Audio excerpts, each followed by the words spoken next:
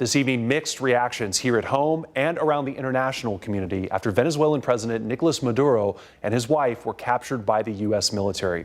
A plane carrying Maduro and his wife arrived in New York City this afternoon. And tonight, President Donald Trump says the U.S. will now run Venezuela. Here's ABC's Olivia Rubin.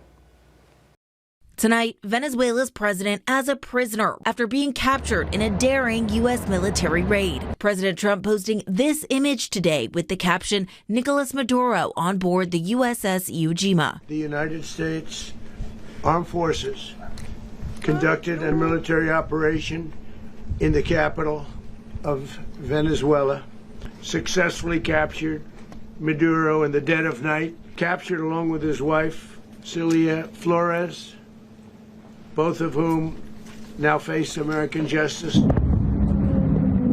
Multiple explosions and low-flying aircraft were heard around 2 a.m. local time in the Venezuelan capital of Caracas, the president watching from Mar-a-Lago. In total, more than 150 aircraft, bombers, fighters, intelligence, reconnaissance, surveillance, rotary wing were in the air last night. For weeks now, the U.S. had been ramping up pressure on Maduro, seizing 2 U.S. oil tankers and deadly military strikes on alleged drug boat smugglers. In a new indictment, Maduro and his wife charged with drug crimes and conspiracy. Maduro and Flores have been indicted for their campaign of deadly narco-terrorism against the United States. Maduro accused the U.S. of mounting a months-long pressure campaign to force a regime change and to gain access to its vast oil reserves. He has also denied having any ties to the drug trade. President Trump saying the U.S. will now be running Venezuela until there can be a transition of power. We're going to make sure it's run properly. We're going to rebuild the oil infrastructure, which will cost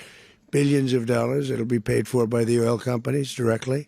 They will be reimbursed for what they're doing, but that's going to be paid. The administration says it didn't inform Congress of today's operation, citing fear of information leaking. Olivia Rubin, ABC News, New York. And reactions are flooding in from lawmakers across Texas. On the Republican side, Governor Greg Abbott praised the attack. He accused Maduro of being a narco-terrorist, saying, quote, his drug trafficking operation cost the lives of many Americans. His release of Tren de Aragua gang members from VZ prisons terrorized American communities and killed my fellow Texans. Texas and the world are better because of his capture. And U.S. Senator John Cornyn of Texas said in part, quote, kudos to President Trump. Maduro was not only an illegitimate president of Venezuela, he was the head of the Cartel de los Soles, a major drug trafficking network involving high-ranking Venezuelan military officers and government officials.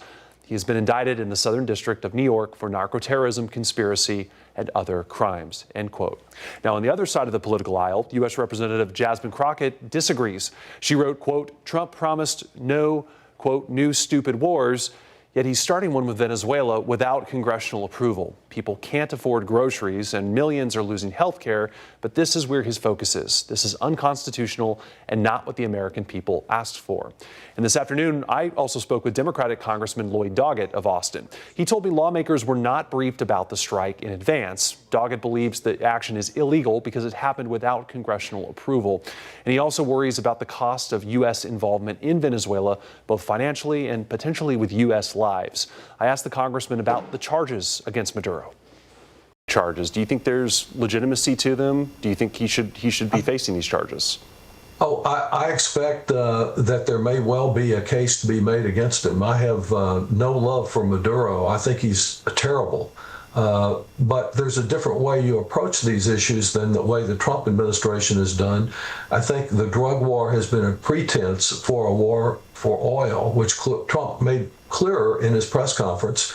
And I think if that were not the case, this president would not have pardoned the cocaine king from Honduras, which he did, letting him get out of prison, and his pardons of others who've committed drug offenses.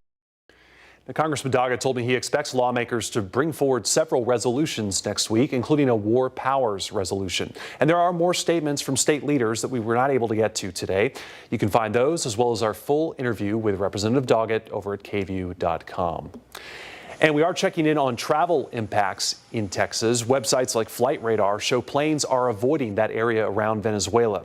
ABC News tells us the FAA is now banning commercial U.S. flights in Venezuela airspace over the, quote, ongoing military activity.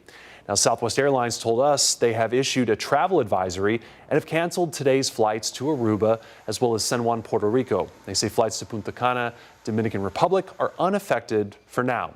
Austin Airport says they do not control airline delays or cancellations. So if you are concerned, reach out to your airline.